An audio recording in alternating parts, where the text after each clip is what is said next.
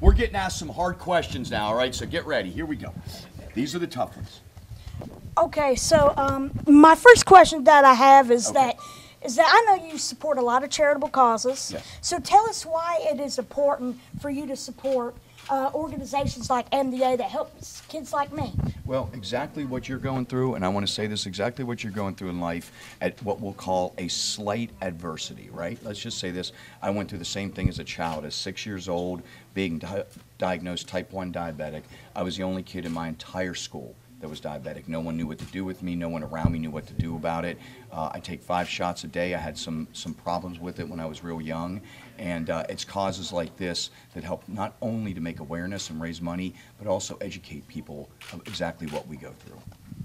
Okay, so my next question is, as someone who's battled diabetes almost his whole life, Right. how did you learn to get control of your disease as a kid, and how do you control it now as an adult? Here's what it is. Until they find a cure for being diabetic, right, and having diabetes, type 1, type 2, pre-diabetes, onset, here it is for me, managing my diabetes and keeping a great mental attitude and a great physical attitude about it has helped me a lot. And going to diabetic camp, which I know a lot of this is about taking kids, being able to go to camp, support that, and that's why this was huge for me to be able to be part of this. Okay, so I have to ask you, what is next on your schedule? Being on stage with Bryson and rocking tonight. That's all I care about right now. Having a great time, being back in Pennsylvania, hanging out, and having a great time tonight. That's what I live for. I'm one of those guys, of course, I'm going to say this, I'm a drealist, right? I'm a dreamer and a realist, right? I'm both. But I also live in the moment, and I'm excited to be on stage and hanging out with you tonight and be back in my home state of Pennsylvania. It's a good day. I'm back in the Berg. Sort of. So, are you a Just Pittsburgh east of the Berg. Steelers fan? Well, here it is. Now, we know there's a lot of Eagles fans here, so I got to be careful. And we have a Bengals fan here, if I'm not mistaken, right? Yes. All right. I may have a friend of mine that plays for the Bengals, maybe getting you a shirt. Just throwing that out there.